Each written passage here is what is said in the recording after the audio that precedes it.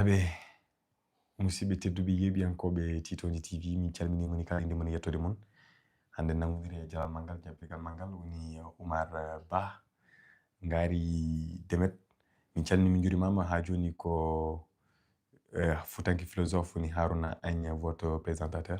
Min calmini PDG Titondi TV Amadou Samba Koumi dendagal yeeɓiyankoɓe Titondi TV. On est là en direct avec vous. Restez abonnés, connectés, surtout likez. Et ko ɓuri dollude jaynaji meɗen mais avant tout d'abord en dokkat Oumar Ba o waɗa présenté d'abord. eyyi kono ɗum ko en jetti Allahu subhanahu wa taala dokkiɗen sembeje kattanteje gam artude ɗo kadi yewtude ko yetti joni joljole to banggue chronique no kewɗen wadde e nder Titondi TV no PDG men heewi wadde ni to banggue ha joni wadde partagé aimé e wadde kadi like ɗum kadi ene ɓeyda en ene hokka en kadi doole ɗum noon Haroun mi tottirma kongol ngol mbawa kadi artanden Titonde e ñalawma hande o. Oui, Oumar hande ko jaynaji ko ɓuri ken dollude woni en jii hande le président de la République ɓe jeehino hande le Conseil supérieur de la magistrature annonce un vaste mouvement dans l'appel judiciaire dans l'appareil judiciaire. ɗum ɗon holno jangguirta ɗum Oumar? eyyi aɗa andi to banggue conseil des ministres eɗen gandi no wowno waɗirde e ko ganduɗa tigui to banggue ha joni hono hoorejo leydi ndi jagorɗe woni noon to banggue jonde e jagorɗe woni conseil des ministres tawni ko toon ɗo galle lamorgo to ɗum koye ñalawma hanki o teska e gardugol hoorejo leydi ndi son excellence Bassirou Diomaye Diakhar Faye caggal nde ɓe mbaɗi ha joni on conseil ɓe garti ko yowiti ha joni to banggue ko ganduɗa tigui woni ko fewti ha joni toɗɗogol woni nomination ngaji ɗi ganduɗa ko keesi poul jalti hen e fannuji certuɗi kono noon ñalawma hen to banggue ha joni toɗɗali ɗi ina heewi hen ɓe ganduɗa tigui ko ustaɓe hen to banggue magistrat en walla ni ha joni ko fewti ko ganduɗa tigui to banggue expert ko yowiti ha joni justice e ko nandi hen hewɓe kamma toɗɗama hen e gueɗe kewɗe kono noon enen jiiɗen tan ko hunde nde ko addako to banggue kesum kono noon en waɗi kadi lomtinaɗe beele ha joni justice o wonani e lawƴede beele ha joni justice o wonani addude mbadde hesiri ɗum noon ko hunde nde ganduɗa nde jiiɗen kono noon ɓe kolliti ɗum ɗon ma waɗe ko wiyete conseil supérieur to banggue ha joni magistrature ɗum noon koye balɗe garoje kanko omo ganduɗa ko Bassirou Diomaye mo waw ha joni jottodade e ɓe mo ganduɗa ko joom robboji ɓaleji en woni ko ɓe mo ganduɗa tigui ko magistrat en ɓe mo ganduɗa ko procureur en e ko nandi hen ɓe ganduɗa tigui ko dilloɓe e to banggue ñawore e nder leydi Sénégal so tawi ko ɗum heblo walla ko yewtere ko ganduɗa tigui to banggue beele ha joni ko fewti e ñawore e nder leydi Sénégal ina wawa ha joni rewde lawol beele ala ko foti fewdirede hen ɗum ɗon kadi ko hunde nde ganduɗa ma en jañu hen so Allahu lamɗo jaaɓi. Ha joni kadi en jii d'autres choses envers la justice sénégalaise woni mo ganduɗa hoorema oɗo régime au pouvoir en jii nanggu oni heewi presque sa ƴeewi kala kalɗo so woni chroniqueur journaliste walla voilà etc kala kalɗo ko waɗaniɓe arrangé manam ko rew ko yahane cité mabɓe kamɓe ɓe kewi ko nanggude ɓe mbaɗa ɗum e gueƴal ngal ñande tan woni hen chroniqueur uji kadi naggaɗe ha joni woni hen mabɓe ɓe jijaka ni ga Abdou Nguer comme son cas et d'autres wonɓe en mbawa limtu sen limti en juumat holno jangguirɗa ɗum ɗon? hade en artude hen ko ruttade caggal saabu eɗen gandi konko Bassirou Diomaye Diakhar Faye caggal nde o jooɗino e jappere nde haade makko jooɗade waɗi ko wondore eɗen gandi so tawi aɗa waɗa wondore kuccirta koye ɓe ɓe ganduɗa tigui ko hellifaɓe to banggue justice e nder leydi Sénégal ko wayno conseil constitutionnel wonɓe ganduɗa ko ardiɓe ko yowiti to banggue lawol ngol ɗum noon ma wonde ma waw toppirade to banggue lawol ngol nde tawno eɗen gandi justice so tawi rewi lawol tan gueɗe ɗe fof ndewat lawol kono noon haade ɓe ganduɗa tigui jooɗade jappere nde kanko on mo ganduɗa ko lundiyanke mantiniɗo hono Ousmane Sonko gardiɗo Pastef eɗen gandi ñande nogas e goho lewru mars so tawi en teskirima woni 21 mars 2021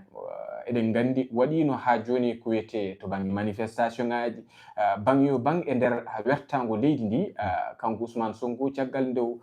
notoytuno toon to lawol ngol en gandi waɗi dille kono noon so tawi en garti caggal kanko Ousmane Sonko hade mako jooda nde tawno wonde e laamdo walla wonde e laamu so tawi ada hade ma joodade hen ene heewi ko kalata ene heewi podoje de batta ene heewi kadi ko kullinta yimbe be wonde minen de samin joodima mamin baw ha joni waylude laawol ngol bele ina jaldo bele kadi ha joni ina rawa laawol nde tawno nangue de keewi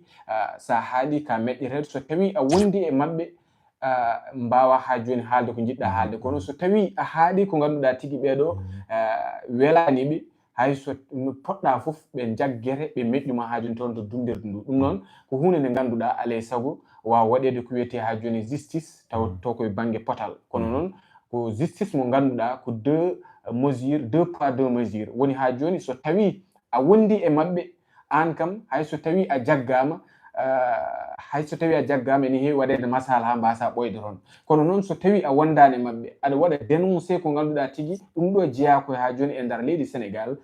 be keewi ko jaggude ma be keewi ha joni ko meƴƴude ma prison walla ni be banma ha joni to bangi sirsisaji walla ni contrôle judiciaire walla be kabe gaddi ko to bangi ha joni woni ko yete bracelet électronique e nandi hen dum non kam wodno ko la saha laamu Macky Sall kono non kambe be mbadino podoje ha heewi to bangi ha joni ko wiyete ha joni to bangi ko ganda tigi woni campagne uji mabbe de ande be jahno abe der wertango leydi ndi be mbi ko laamu binnugo ngu be nangi hewbe non kambe ne odo sa so tawi kambe kabe kalanno hanki ko be jukki e wadde non bar sikki rupture alado kono non ko jiden do o mo ganda tigi ko son excellence Bassirou Diomaye Diakhar Faye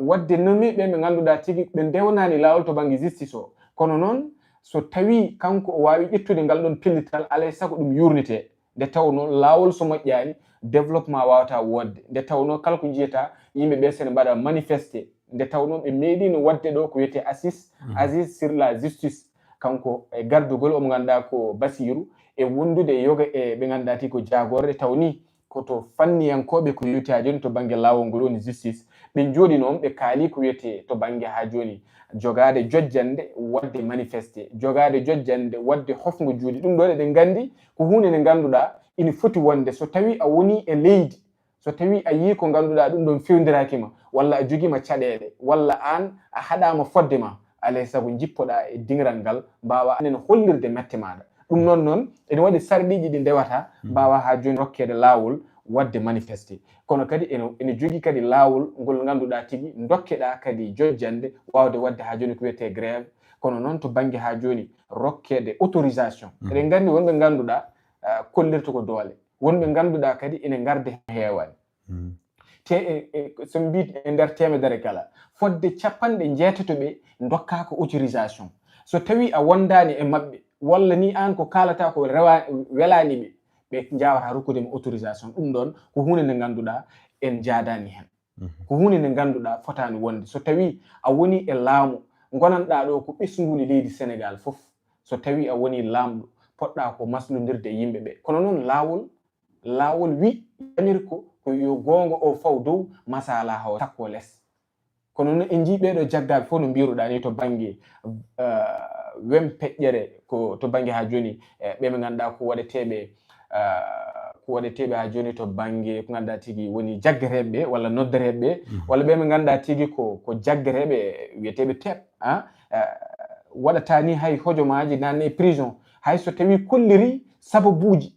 jera ko joomumen ine meƴƴe e nder ha joni to bangi dumbir dum non ko hunde ne ganduda so tawi be mbino ko rupture enen en cuwa yide en rupture kono non rupture min mo jimi o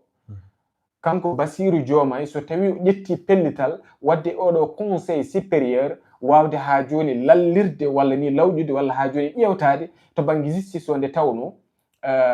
eden gandi be medino nyingde do o mo ganda ko Ousmane Sonko hay so tawi yoga e gede mo wada hen ko yimbe be beltora ko kono non eden kewno ha joni soccera dum sabu ni eden alay sago woni ha joni to bangi jayndeji alay sago kalen dum kanko o mo ganda ko Ousmane Sonko o medino yaade ha joni salminede o mo ganda ko Azoura Fall mo ganduda ko jaggenodo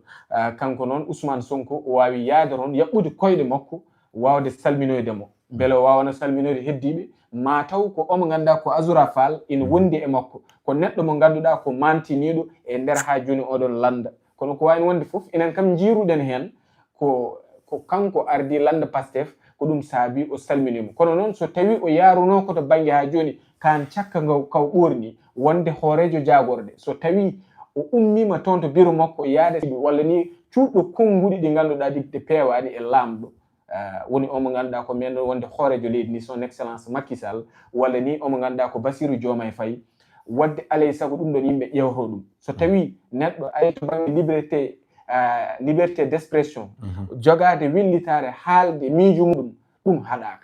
haɗaka e adunaru ndu fof ha tengti noon e leydi Sénégal nde tawno gandirɗen ko wiyete démocratie woni potal mais hande est ce que ɗum ne woodi hande sa ƴeewi tigi tigi potal eɗen mbawi wiide potal ne woodi par ce que potal ngal ne woodi par ce que enen ɗe gandi ɓesguli leydi Sénégal no mbayi saɓe jagguima saɓe jiɗima ɓe pawma ɗo ɓuuri woɗɗoyde kono so tawi ɓe gancima walla a waɗi ko ganduɗa tigi ɗum ɗo henanakiɓe nde tawno kamɓe nde ɓe jooɗi nde walla hade ɓe jooɗade ɓe mbaɗi ɗo podoje ha heewi so tawi ɓe jooɗima ɗon e lebbi ɗiɗi to banggue justice o maɓe cafru ɗum to banggue ha joni heege nge maɓe guittu ɗum solution maɓe jogui o holto woni livre solution maɓe jogui o jiɗmi ko wadde hen insisté solution ko wonti probléme ɗum yimɓe mbiyata joni eyyi saabu El Malick jooɗinome plateau goto wi plateau goto wi minen min padiranko il suffit tan kamin guddiren ndeɗon deftere il suffit kamin guddire ndeɗon deftere min mbawa dañde solution ngaji ɗi ganduɗa tigi bawɗo safrude caɗele leydi Sénégal kono noon ha joni mataw suwaraw ha joni uddirede hol 4000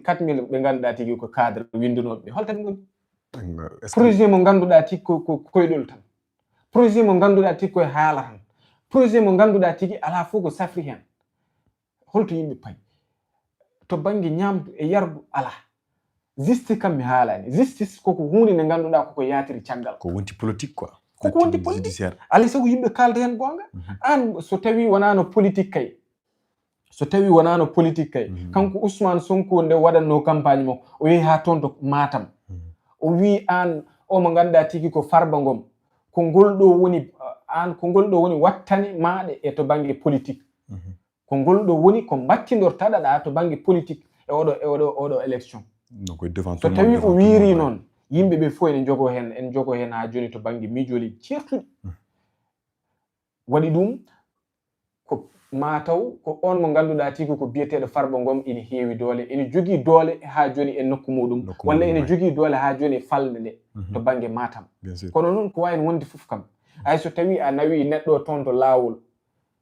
nde tawno oɗon banggue to banggue sentif ko kamɓe mbawi ha joni yaltinde ha joni to banggue ngol ɗon ɗerewol wawde ha joni dumbude on mo ganduɗa ko Farba Ngom e wondude ɓe mo ganduɗa tigui ko nangaɓe politique Tahirou Sarr kamɓe kala oɗo saaha ɓene dumbir kono noon heewi e yimɓe ɓe ganduɗa ko rokkirnoɓe ko wiyete caution woni jaltina copporoje tolniɗe eko tuumeɗa ko pawaɗon so tawi yeehi ha ñawore waɗama so tawi ka ko tuumeɗa ko ene woodi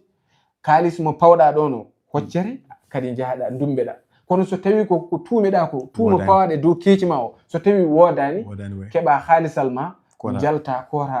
duttirɗa e ɓesgu ma kono noon en jii hewɓe mbaɗanama ɗum ha heddi ɓeɗo ɓe ganduɗa tigi ko Farba Ngom e wondude Tahirou Sarr te ko yimɓe ɓe ganduɗa ɓe meeɗa jogade ko wiyete ha joni to banggue ha joni ko wiyete fonction ko wonde fonctionnaire to banggue ha joni wonde ministre walla DG walla ko nandi hen eɗen gandi ɓeɗo ɗiɗo ko yimɓe ɓe ganduɗa ko ma mbiyen ni ko simple militant ji tan gonno ko yimɓe ko neɗɗo mo ganduɗa ko jiɗnoɗo Macky Sall tan ene rewi caggal muɗum ene darano ɗum to banggue politique kono meeɗa wonde ministre meeɗa jogade ko wiyete les deniers publics woni ngaalu leydi Sénégal o meeɗa halfinede ɗum sinno ko kalfineno ɗum kam wiye kam an tade halfinenoma laamu ngu saami ar hollini yimɓeɓe an ko ligguiɗa ko dañƴe ko dañani woni patrimoine to banggue ha joni déclaration de patrimoine ɗum ɗon ko ɓen ɓe ganduɗa ko joguinoɓe fonction e nder ha joni e nder leydi ndi ko wayno ministre ko wayno député ko wayno DG ko wayno PCA ji ɗi ko ɓeɗon poti wadde ɗum kono so tawi waɓe no ɓe ganduɗa tigi ɓe ngala haydara te kadi ɓuri kadi ɓuri hen musde en ko yimɓe ɓe ganduɗa ko kamɓe jogino leydi ndi ɓe ɗaminaki enen ɗo ala ko yimɓe ɗaminno e maɓɓe sabu ni ko yimɓe ɓe ganduɗa ko wiyeteɓe les opérateurs économiques woni les hommes d'affaires ko yimɓe ɓe ganduɗa ko joginoɓe entreprise aji ko yimɓe ɓe ganduɗa ko waɗannoɓe social ko ɓen nanga ndumba te ɗum ko caɗele woni ɗon le cas de omo ganduɗa tigui woni ko biyeteɗo ha joni Lat Diop Lat Diop o tuumama ɗo te tumɗomo o kañum yalti leydi ndi konko o jabri Allah o naati prison ha joni anda ko holko nannimo e prison hol tuuma moy holko saabi omo naata e prison ɗum ko hunde nde ganduɗa alay sago mbawen enen nde tawno enen ken citoyen lambda alay sago eɗen jogui hen jiyanɗe meɗen ko teskiɗen